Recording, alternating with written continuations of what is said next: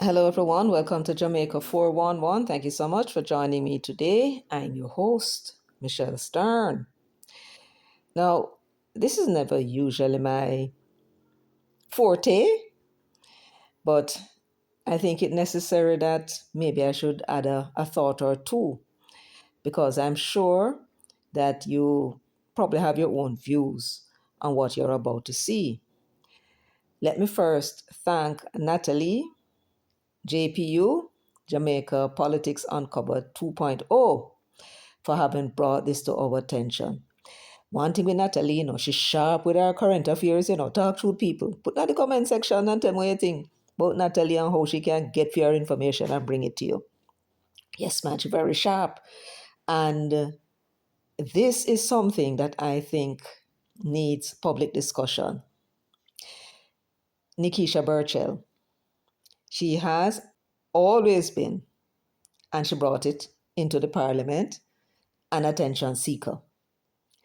And as an attention seeker, she seems to think that any kind of thing that she does that will get her the public limelight is somehow good for her. I don't think that she's thinking about the People's National Party.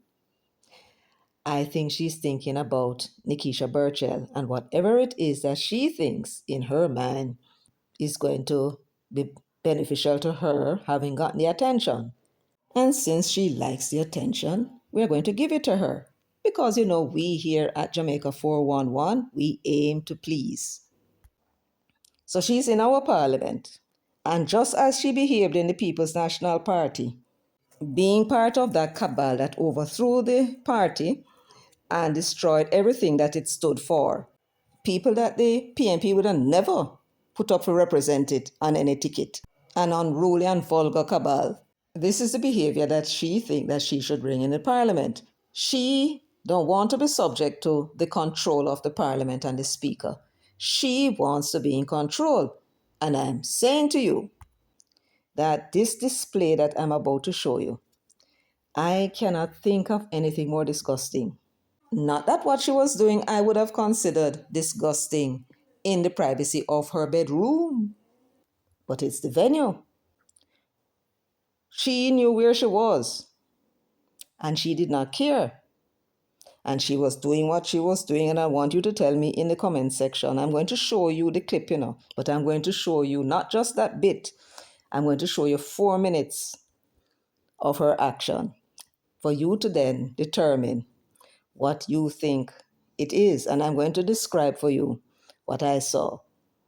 You're going to see in the video I'm showing you the interplay between herself and Lothan Cousins, the member for Southwest Clarendon. He's a lawyer. I don't know him personally, but I like him. And there was an interplay. He's to her right. You can't see him except him hand with a married ring. And then you will see the speaker, who is a member for Southeast St. Anne, Dr. Kenneth Russell. To her left is Julian Robinson. So Dr. Russell is actually making his speech in Julian Robinson's seat. And she is in her seat, so she's directly behind him. But the angle at which the Parliament's cameramen were, you could see what it is that she was doing behind Dr. Kenneth Russell.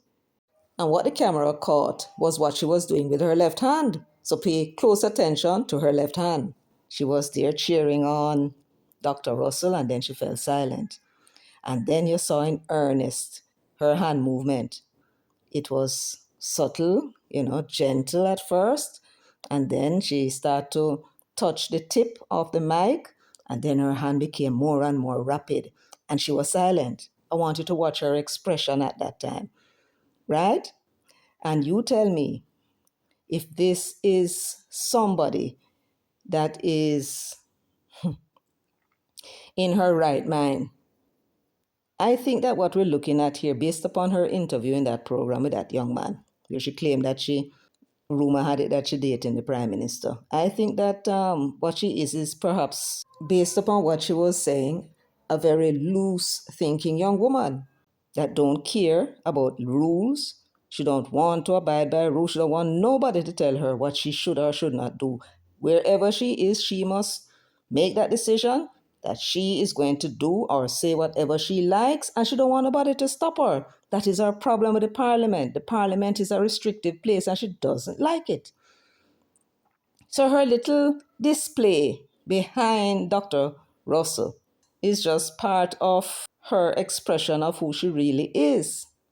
Now, you're going to hear Dr. Russell saying all sorts of things, and that's his duty. It was his sectoral debate speech, inaugural one, and you'll be hearing him talking about things that's happening in the constituency, some of them current, talking about the hurricane issues and so on. But the other issues that he's talking about, I know you're going to be saying that the PNP has a constituency all these years and they never fixed it. And that is very true. And whatever he's accusing the government of in terms of the persons that they employ to government entities, that is something that both political parties do whenever it is that them in power, bar none. And it's all about trust, who you trust to carry out the cabinet's policy. And that is how the government of the day makes decision. They put people in the position they trust. It can be their family member, it can be a party member, it can be a member of the private sector who may have been the one to propose the policy in the first place. And that is when you see private people occupy these positions. But in general, both political parties do the same thing, and it is the right thing to do. You cannot put strange people to carry out public policy and in circumstances when they don't even believe in it. So he's basically talking nonsense and trying to score political point. But anyway, it is really Nikisha Burchell and her her little sleight of hand movements, so to speak, that we are here to see. And I'm going to show it to you shortly. In the meanwhile, I'd like it if you would show some love to the channel, give the video a thumbs up, subscribe, and please share it to everyone. We want everyone not only to see what happened in context, but I also would like everyone to see and read your comments so they can know how you feel about this thing. So please share it. And thanks a lot. Let's reimagine these spaces. We must see them as multi-purpose and self-sustaining entities. Yes. Imagine your community center maintaining a schedule of events for which you can sign up to participate or to support. It runs a program of activities that generate revenues and keep and maintain the center. It's a place where skills are taught, where youth innovate and explore, internet access for education and entrepreneurs, where dances and debates and sports and games are held. Simply put, it's the place to be.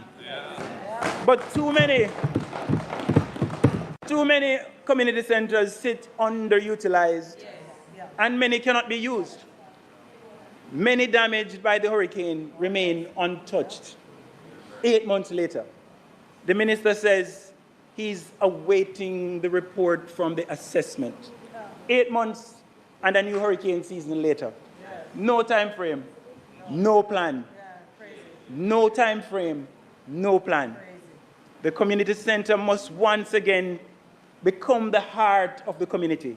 It needs a vision, it needs a plan, and the government needs to put money to invest to make them better.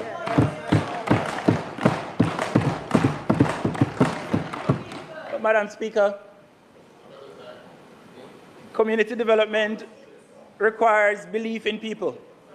Nobody exemplifies that more than the Right Excellent Norman Washington Manley when he created Jamaica Welfare in 1937. That belief drove him to persuade a reluctant banana company to support an annual allocation of about £80,000 to fund Jamaica Welfare. Today, that funding is equivalent to approximately 1.5 billion Jamaican dollars. Do you know what the budget for the SDC is? $1.9 billion. 1.9, but we have more communities and almost more than twice the population of that time. So nearly 90 years have passed, and so we must ask ourselves some difficult questions. Have we kept pace with the ambition of that original vision? No. Have we modernized our approach to community development? No. But we know that for it to work, communities must trust the institutions that serve them. Trust is the most valuable currency of community development. So in this regard, the SDC occupies a unique space in Jamaican public life. It enters communities not as a regulator or enforcer, but as a facilitator of action. That role depends on trust. The principle must be protected. So, Madam Speaker, when the lines between community development and partisan politics becomes blurred, the institution's credibility suffers. Trust dies. So we are very concerned about a very disconcerting pattern emerging at the SDC. We see a number of former JLP candidates who lost in the elections appointed to senior roles in the SDC. What do I mean? The chairman is a losing JLP candidate. The executive director is a losing JLP candidate. The parish manager of the KSA is a losing JLP candidate. These are not undercover activists. All contested and lost elections. All we know in terms of qualifications is that they lost an election. So the question is... So you saw it for yourself, right? This is the context in which the clip that Natalie showed you was made. Just in case them decide that, oh, it was a short clip and blah, blah, blah. You see it for yourself. Now, please tell me what you think in the comment section. You think that tongue licking, playing, and you saw the way she was manipulating the mic? Talk truth now. What? Lord have mercy. What is wrong with her? Tell me what I really think wrong with her. And look at the way in which the aftermath of what she was doing had her expression. Look at how she's looking at the back of the head of Dr. Russell. Anyhow, I look forward to hearing your views on this matter. While me gone back on, read that Integrity Commission's investigation report on Andrew Wheatley. So let me thank you for joining me. Please remember, give the video a thumbs up, share it far and wide, and subscribe. Until next time, take good care of yourselves and walk good.